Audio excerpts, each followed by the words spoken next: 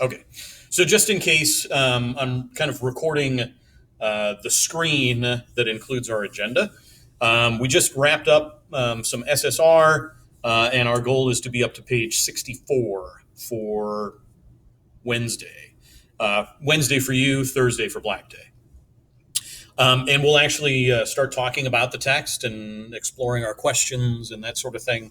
Um, Ultimately, though, it's hopefully you're finding that it's a relatively easy read, and that sort of thing. And yeah, so yeah. Um, in terms of today, we are taking a look at our research and our project. And so let me add that to you.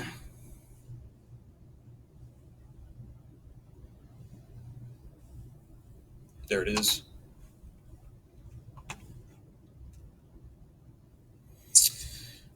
And at this point, you read a piece for October and a piece for December. And possibly your summer reading might be able to be included in this project. Um, it's not a requirement, but we want to.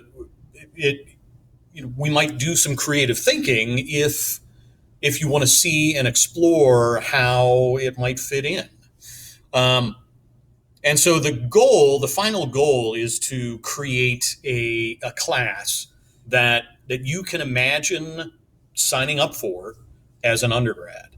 And so what will that class look like? And ultimately, kind of defending and explaining how and why these pieces all go together. Um, so looking at kind of the agenda here, at the very top where I am, let me make it a little bit bigger just so that it's easier for you to see. Let's see here. The bullet points. So our goal at the start of the year in reading novels and plays independently is to create this class, but also to have more texts that you can write about on the AP exam. Um, So hopefully you've identified and begun your third piece for the month of February, potentially the fourth. Again, thinking about, does that summer reading piece somehow link in? And so we've got two documents that we're going to be taking a look at here.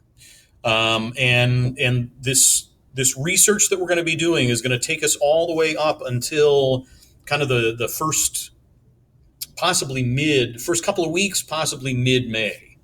And so we're going to be spending some good time on this.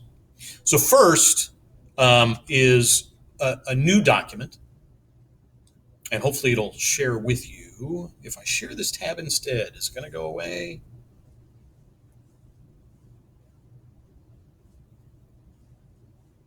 Yeah, of course. Of course. There's a new hiccup that I've got to get to the bottom of.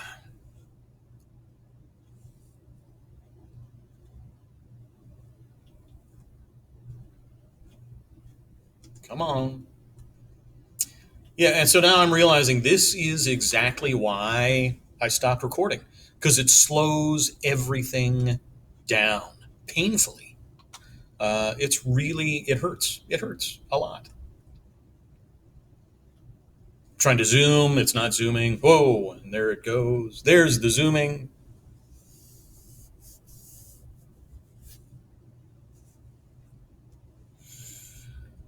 Okay, and so now I gotta make it a little bit smaller. I think it all fits on the page now. Yay! And feel free to make a copy of this for yourself. Trying to model kind of what the heading looks like, and titles. And so ordinarily, you're going to double space. Certainly, this is single spaced for the sake of concentrating space. So I want you to take a few minutes and just kind of read through this document, and let's see what questions come up. All right. So I'm going to start with kind of five, which will probably not be enough time for you to take a look at this. And so let me check in with you at 9:30 and see kind of where you are and how much more time you need.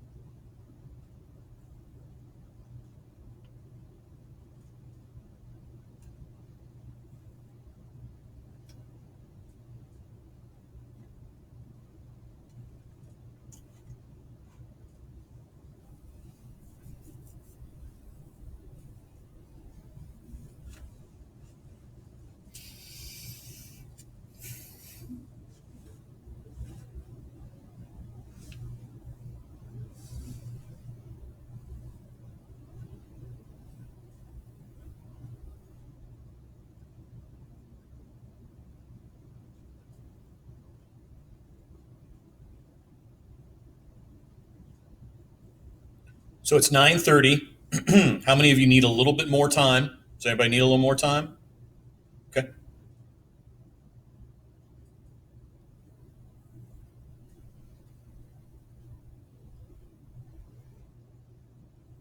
For those of you who are squared away, you might maybe explore those blue links within the document.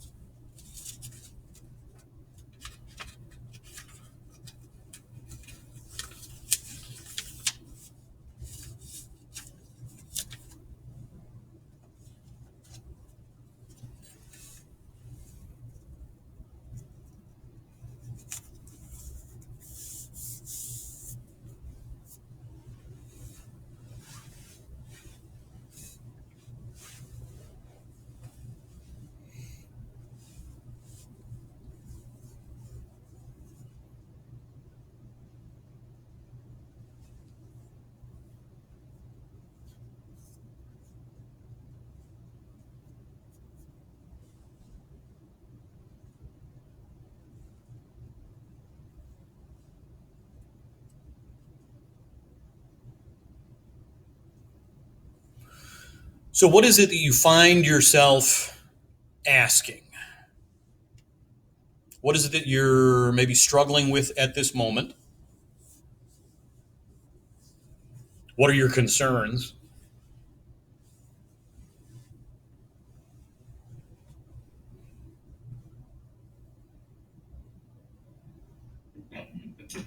I'm kind of confused on like the annotated bibliographies and then like the sources and like their correlation together.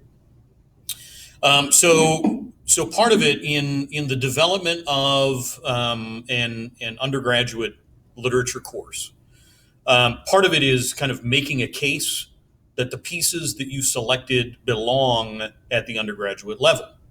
And so you want to be able to kind of defend their placement, that these texts are worthy. And so that's why you're looking at those particular sources for this particular round of annotated bibliography.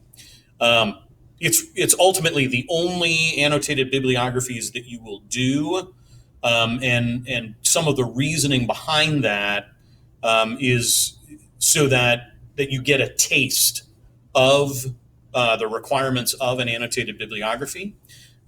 Some of you, at some point, not necessarily everybody, um, may be asked to create an annotated bibliography. And should that time come, I don't want you to be caught off guard, and think back, to your high school years and say, well, nobody ever prepared me to write an annotated bibliography, because that was the position that I found myself in, as a senior in college, and so that was a big part of it. But ultimately, I don't know if I'm answering the question. Does that answer your question? Yeah, I guess I was just kind of confused on like, are the sources like for our books? No, not yet. Not for the annotated bibliography. So there's another document that we'll take a look at in a minute.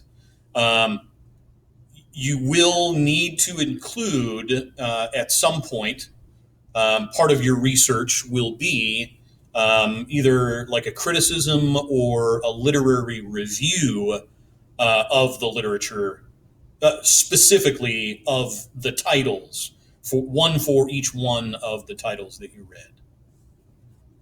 So, Okay, thank okay, you. yep. Other questions?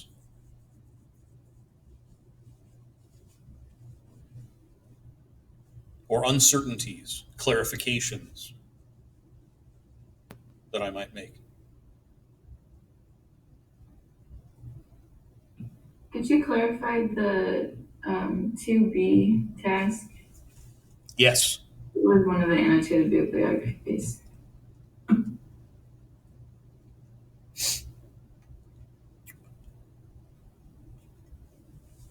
So what overall are you doing? What are you envisioning for yourself?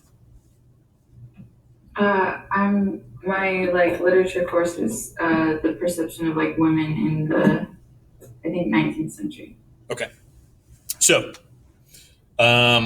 really easy.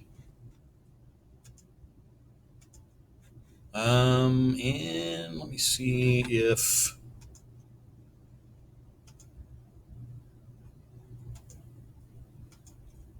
let me present just all the various tediums.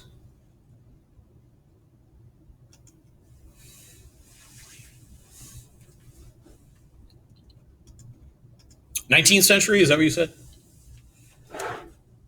Yeah.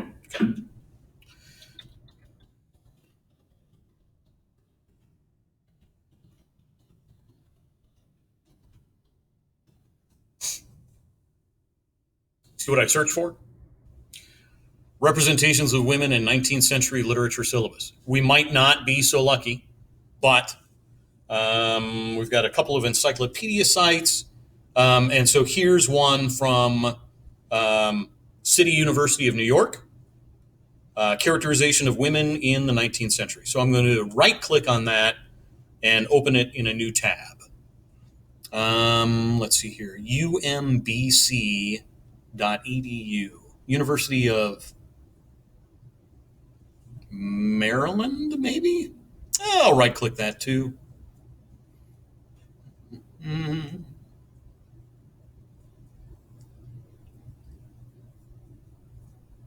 University of Florida.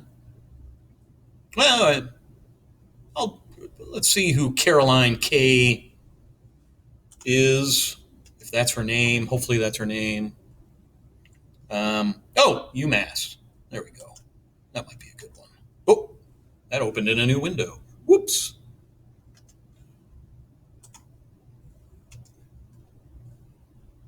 Hispanic women writers. That doesn't fit. So it looks like a lot of choices here so far. Characterization of women in the 19th century.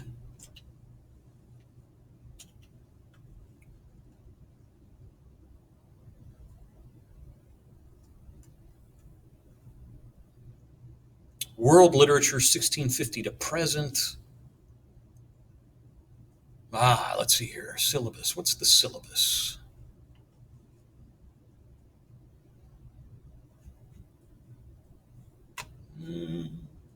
All right. So let me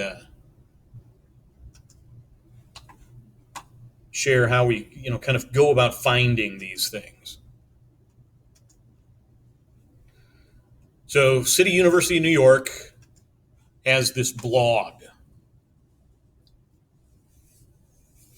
And at this blog, there is a syllabus. So I'm going to click that syllabus.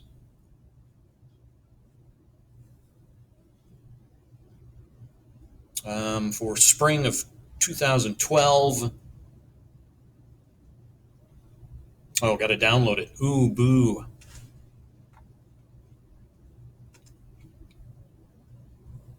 But let me see what it has to say. This might be fruitless. It might be fruitful. Oh, did I just close it? I did. Man, I hate it when I do that. That's so frustrating. All right, let me try it again.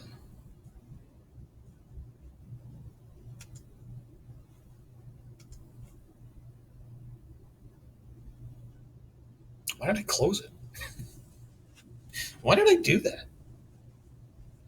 Yeah, I don't want. If I click that, will it close? Yes. Yeah. Okay. Great. So that's going to be, I don't know, too frustrating to even work with at the moment, for the sake of our purposes. So let me try instead. This one from 2006. Ooh. Oh. And there's lots. Holy cow! A gold mine. What do you see this?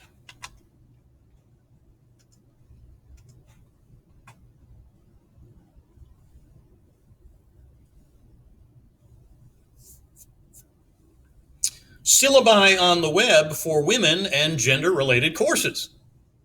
Last updated like 100 years ago, 14 years ago. Following are syllabi for women and gender-related courses dealing with literature and English. Courses that make substantial use of the internet carry the designation ++.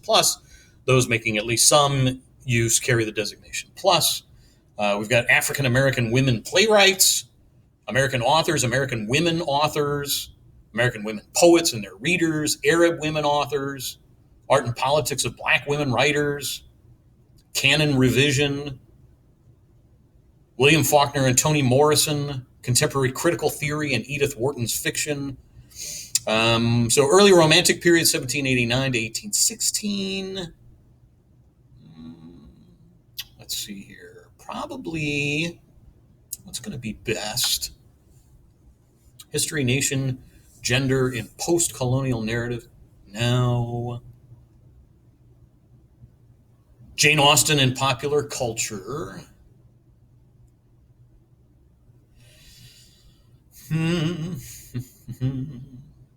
Herman Melville and Toni Morrison. That's interesting. 19th century U.S. women writers from Bucknell. So let me open that. Ooh, it's gone. It no longer exists. Bummer. But, oh, did I just close it? I did. Made it go away. Dang. Let's actually take, oh, well, here's one. Well, here's one.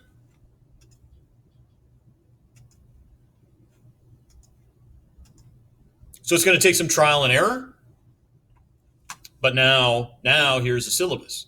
Women in literature, lit course. Course description, course format. So this looks like the syllabus. We've got Mary Shelley, Margaret Atwood, Bram Stoker, which is interesting. I don't know why he's within this syllabus. What is the syllabus? Women in literature. Yeah, I don't know. I don't know what the deal is with that. But let's see if we can find out who our author is. Oh, bummer. So let me backtrack.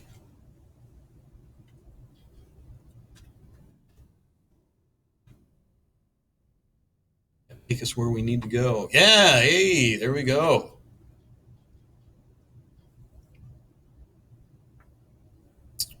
So she's got a master's in philosophy from Cambridge, PhD from Penn State, postdoctorate School of Criticism and Theory from Cornell,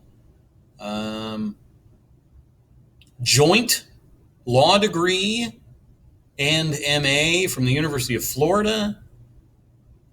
Wow. So,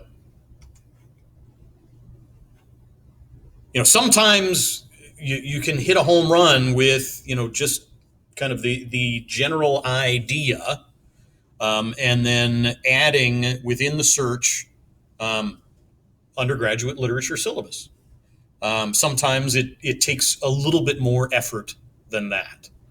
But this is our third that we're looking at. And so, but there's another one here too. University of Massachusetts Amherst. There's a lot of women's studies, and I'm sure there's a literature class in here.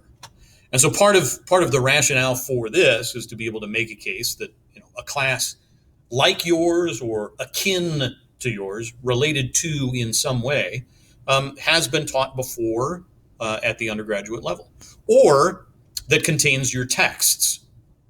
And so that might be another way. Somebody give me a title that they've read. Somebody give me a title they've read.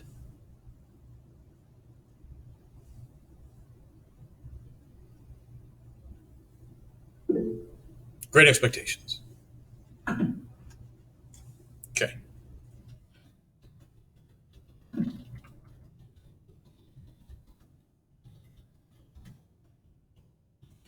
My search term, are you able to see my search bar? I don't know if, no, okay. So what I'm searching for is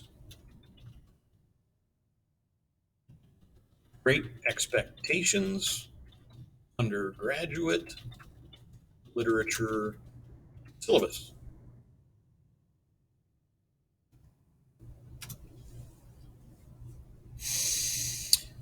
And we end up with some different possibilities.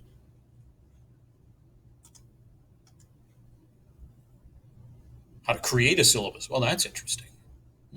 No, I don't want another PDF. But instead, we'll go with the cached window.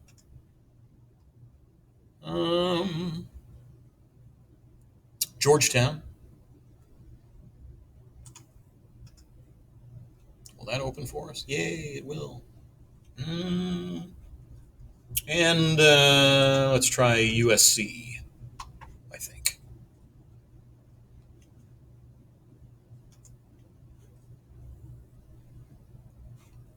So I've got University of California, Santa Cruz.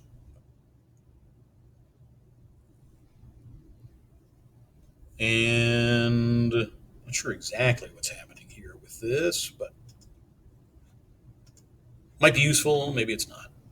Looks like National Endowment for the Humanities. That's what NEH stands for.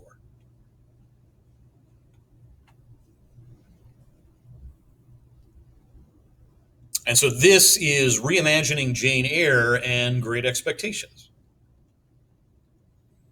And so it's looking at kind of some modifications to Jane Eyre. There's some critical readings here. Is there a syllabus? Ultimately, this is just a seminar. There's a syllabus. So it takes some looking around. And you guys, how to fall down the rabbit hole of the internet, right? And so, that's part of kind of what you have to do. You've got to be willing to fall down the rabbit hole. Not everything's going to be perfect. But, we can do a lot of kind of placeholders and say that, ultimately under certain circumstances, I'm going to say that, yeah, this works really well, or let's find a stronger source.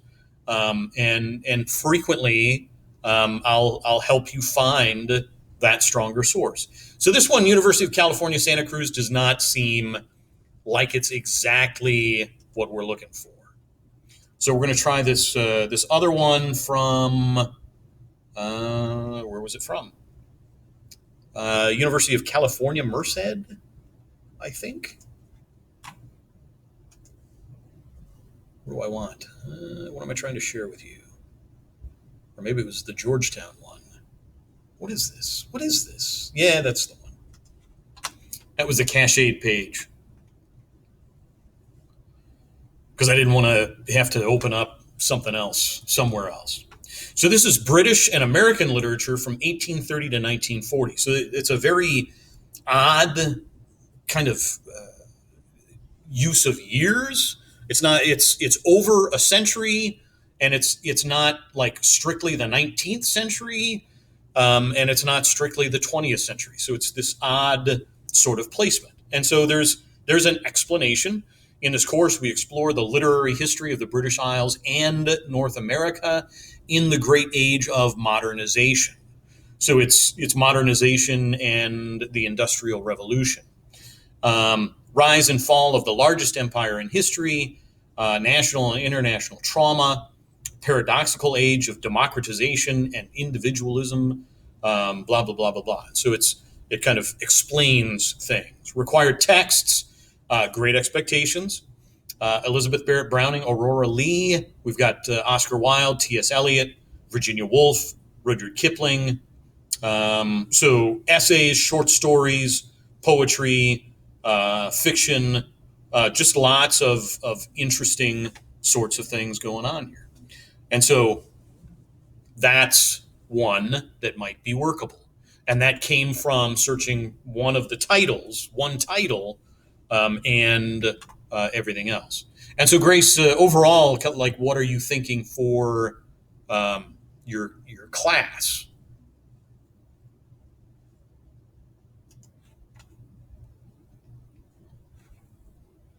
At least mid 19th century, if not mid 19th century authors who corresponded with each other. Okay, so that right there tackles mid 19th century with its span. So that would be an example. And here I'm looking at like a master's thesis. And sometimes that could be useful, but it may not necessarily at this point. Maybe later on, a master's thesis might be useful. One of the things you want to keep in mind in terms of the overall research is that a master's thesis will frequently lead to a dissertation, and a dissertation will frequently lead to a published work. And so, just that kind of element of thinking. And then here I've got another one. What is progress English literature since 1800?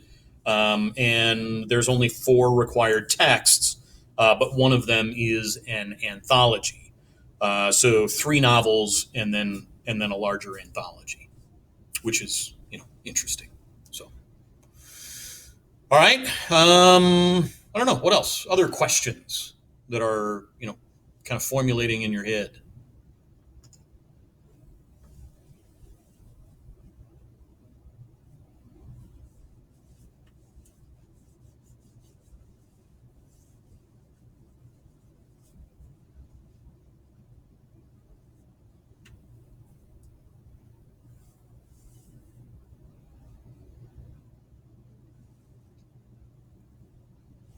I am planning on creating a fact sheet from your questions and kind of, addressing other issues that students have encountered in the past, trying to kind of cut off any like major concerns.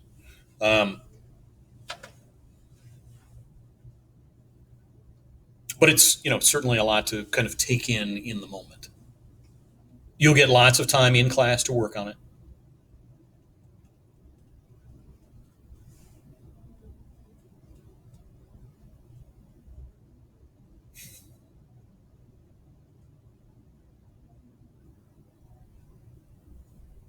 Bella, somebody's chewing your nose.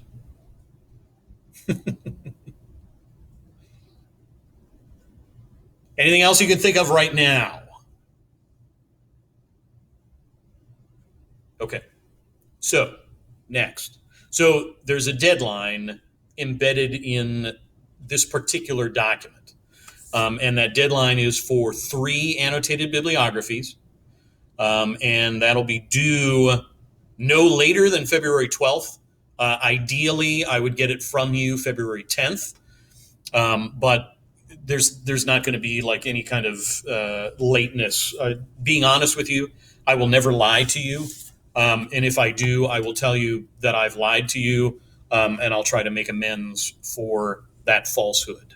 But so if you meet the deadline of February 10th, yay, you met the deadline. But you've got until Friday, February 12th to make your submission without any concern about lateness, about a late penalty kind of thing. All right. So if there are no questions about that, there is a rationale that I've got here too. And keep in mind that there are very specific links that hopefully will kind of help you in the creation of the annotated bibliography. And I caution you about the use of EasyBib. EasyBib, I cannot say it enough, is a lying liar. It lies to you, and I don't know why. It will suggest certain things, and far too often students will just kind of blindly accept what EasyBib tells them.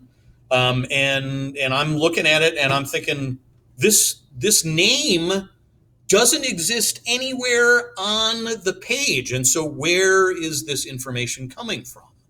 And the student will then, under those circumstances, be like, well, I don't know. And then I'll ask, you used EasyBib, didn't you? And they'll say, well, yeah. Don't use EasyBib. Figure out how to use Purdue OWL so that you can get those details right yourself and not have some computer jack things up for you. You want to show that you can get the details right, okay? Because I don't know, beyond this world, what the penalties are going to be for the circumstances that you can't pay attention to the details. And if you're not paying attention to the details, you're in danger of committing academic dishonesty. I'm not saying that you are doing it under those circumstances, but it's problematic. So we've got a rationale and outline here, and go ahead and take a few minutes and read this document.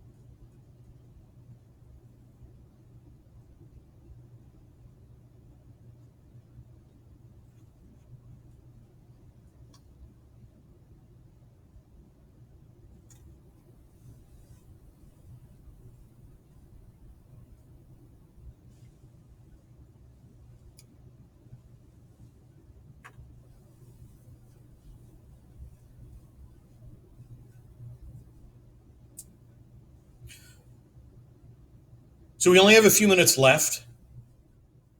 Again, what are the things that you're thinking? What are you wondering? What are you asking? What do you need to know before getting started, before being able to move forward?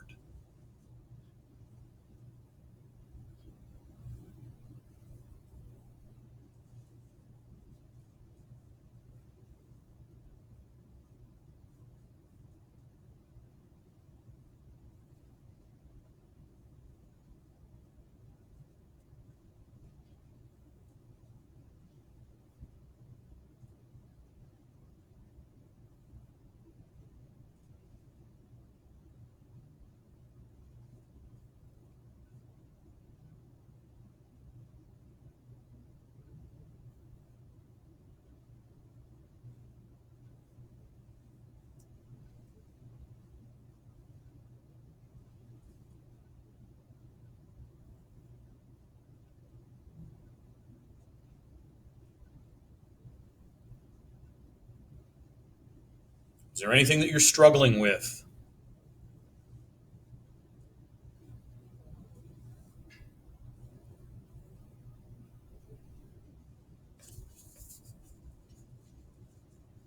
Or that you need a little bit more clarification on?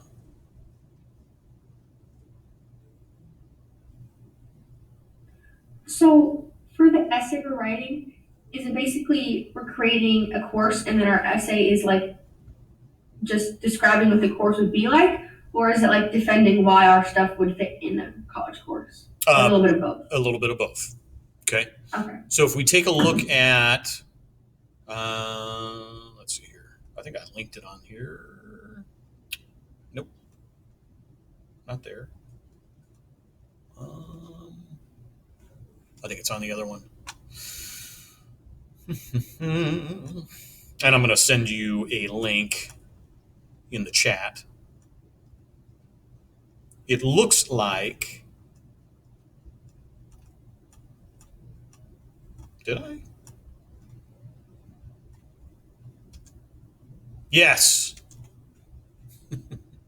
Ah, ah, ah.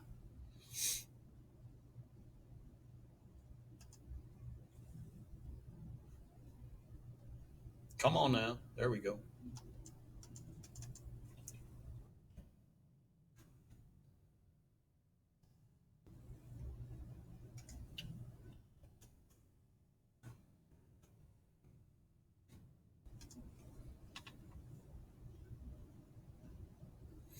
So, looking at this title page here,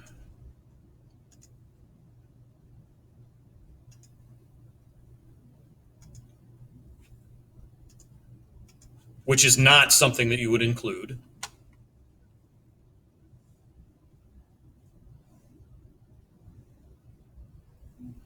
Just from the title itself, Emerging Themes in Dystopian Literature, the Development of an Undergraduate Course, which is what you're doing. So this student, Devin Ryan, this is his senior honors thesis. And so as part of the honors college, he had to write an honors thesis for kind of the culminating product prior to graduation. And many of you within your majors will find yourself in a similar situation. You'll have to create some sort of final culminating product as a senior within your major. So my girlfriend in college did something on the mating qualities of earwigs when given different kinds of foods. She was a biology major. Mine, as an English major, was the dramatization of American women, and we just had to select one thing, one kind of area of study that appeared on our syllabus over the course of the year, and write a 20-page paper and provide an annotated bibliography, rather than in replacement of a regular old bibliography. And so this student's work, Devin Ryan's work, models for you almost exactly what it is that you're going to be doing. And if, as I indicated on that document that we just looked at, if you have the outline and this essay up kind of side by side, or maybe if you print up that document that we were just looking at, and kind of scroll through his work here, you'll see exactly how I came up with this split for the outline. And so hopefully that's going to help. You're not going to have to do an abstract as the student does here, but you'll see kind of how he goes about doing it. And he's got headings in a similar way that I offer to you. If you wish to use headings, you are more than welcome to use those headings as you move forward. So hopefully that helps. Anything else? Does anybody have like one more thing?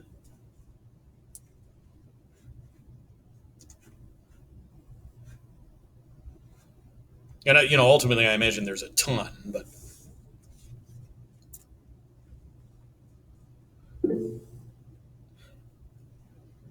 so within kind of the next day or two. So if suddenly, if for instance we get a snow day tomorrow, and again I'm not promising that, but you can probably tell I wouldn't mind one. If for some reason we get a snow day tomorrow, and you find yourself with some downtime, and you're looking back at this, and you come up with a question, by all means post something in the discussion. It's not anything that's going to be there will be no points given for participation in that discussion. It is truly an opportunity for you to just simply ask questions. For Black Day, ultimately, if they do have a snow day, that's going to be one of the ways that I check on their attendance is, and they probably will have tons of questions because I'm not necessarily going to be, kind of present for them as I am for you right now. So it's 10:11. If there's nothing that you've got to ask right now, you're free to go. If you do still have a burning question, feel free to kind of stick around for a second and ask that question. All right, I'll see you guys on Wednesday. Thank you. Thank you. Thank you. Thank you. Bye. Be safe. You too.